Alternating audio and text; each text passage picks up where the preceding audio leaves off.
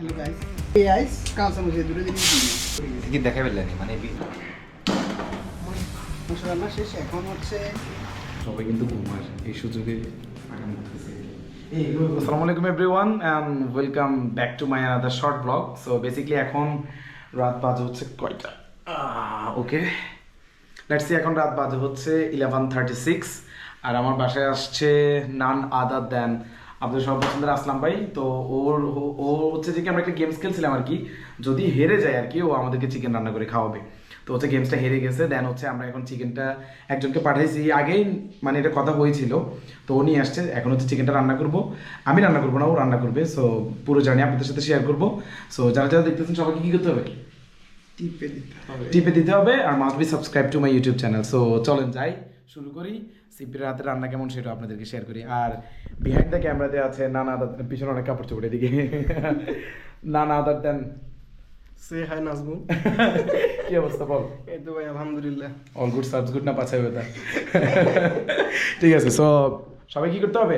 টিপে দিতে হবে মাস্ট বি ইউটিউবে কি করতে হবে? টিপে দিতে হবে সাবস্ক্রাইব করতে হবে। সরি তো চলেন যাই। মানে এরা আমার আসলে ভোকালি একটু প্রবলেম, আর কজ অফ হচ্ছে আমার গলাটা একটু ভেঙে গিয়েছে আর কি, বুঝছেন?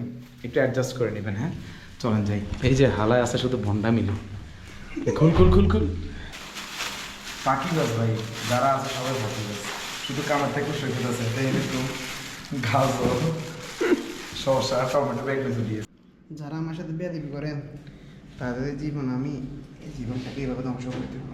সকল আমি এভাবে টেনে টেনে ছিটবো, হ্যাঁ একদম এভাবে টেনে টেনে ছিটবো আপনাদের।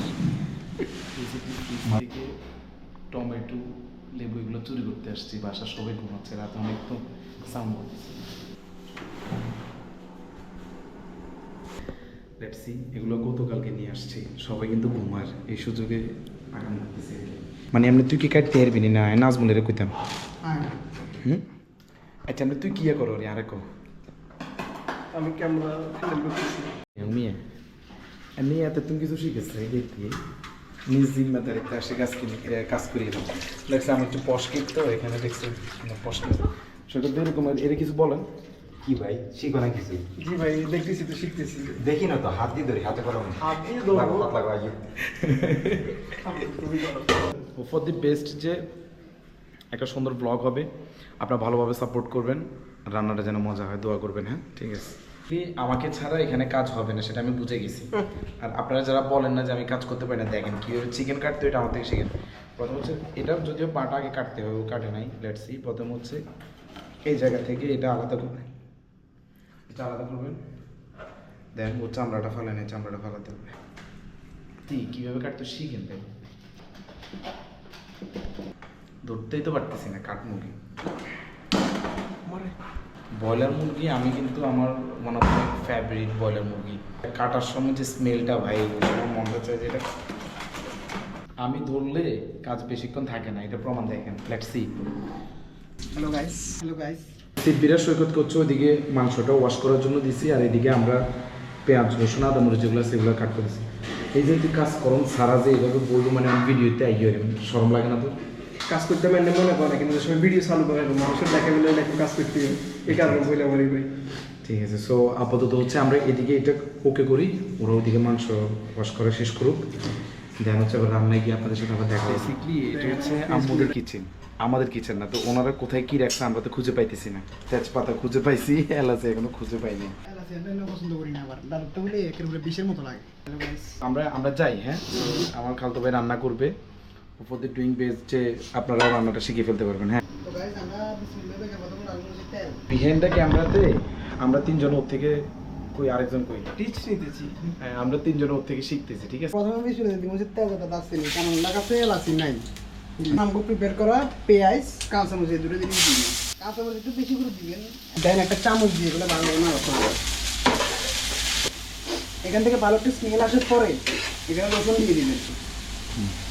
গাইস স্বাদ মতো লবণ দিয়ে দিচ্ছি, একটু পানি দিন, পানি দিবেন, তারপরে নাড়াচাড়া করি লাগিয়ে দিবেন যেন এগুলো একটু নরম হয়। হচ্ছে মোটামুটি 1 থেকে 1.5 মিনিটের মতো ইয়ে করার পরে ঢেকে রাখার পরে উল্টে নিলাম জিনিসটা, একটু নাড়াচাড়া করি।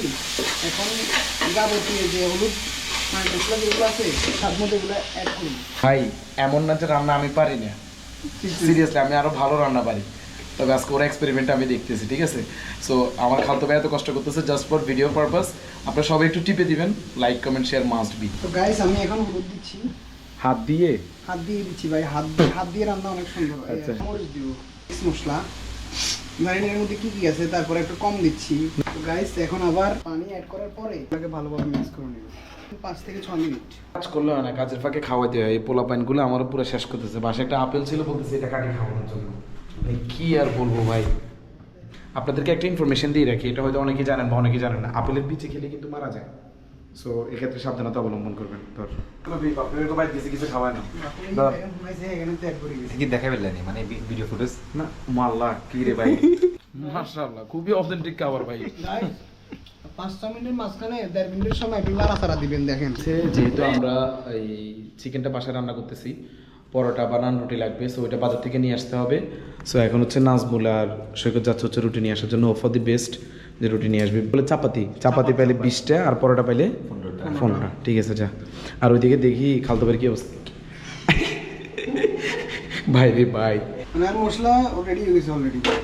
মাশাআল্লাহ, স্মেল সো গুড খালতো ভাই, স্মেল সো গুড। মানে রান্না করে কইছিলাম যে এই সান তেল বার আছে তেল লাগেন। হ্যাঁ ওকে, এই তেল লাগেন কিন্তু রান্না করে আমার মন গলা লেবে তেল নগদ। বিসমিল্লাহ গুস্ত এখানে রান্না করে ডালে দিন।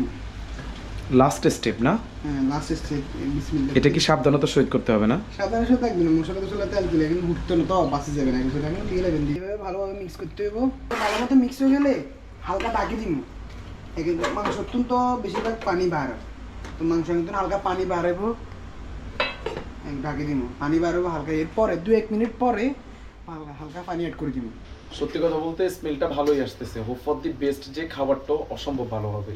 সো নাজমুলেরা বাজারে গেছে হচ্ছে পরোটা নিয়ে আসার জন্য।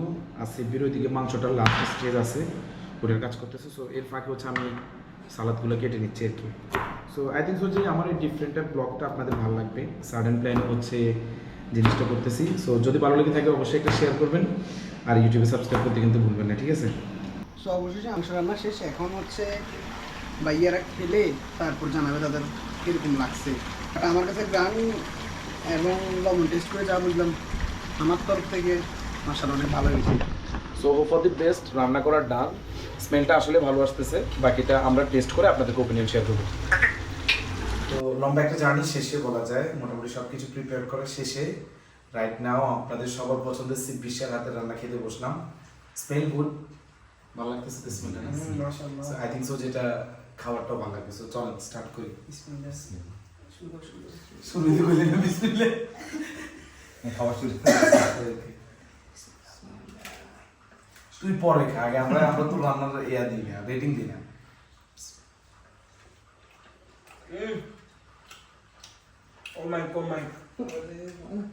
সত্যি বলতে ওর রান্না এমনিতেই ভালো, দ্যাটস আমি ওকে রান্না করার জন্য বলছি। তবে আসলে খাবারটা ভালো হয়েছে নাজমুল। মাশাআল্লাহ। সো আমাদের আজকের ভিডিও এতটুকু পর্যন্তই।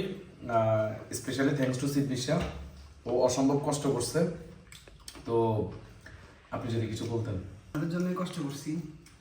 না কষ্ট তো আমরা লাগছে, এত লোকে কাটবে। রান্না করলে তো কষ্ট করছি, নতুন নতুন কিছু খাইতে চাইলে আর নখ দিবেন, হাজির। ঠিক আছে, ওকে। সো আমাদের আজকের ভিডিও এতটুকু পর্যন্ত। দেখা হচ্ছে পরবর্তী কোনো ভিডিও বা পরবর্তী কোনো ব্লগে। ততক্ষণ পর্যন্ত ভালো থাকবেন, সুস্থ থাকবেন, আর বেশি বেশি আমার ইউটিউব চ্যানেলে সাবস্ক্রাইব করুন।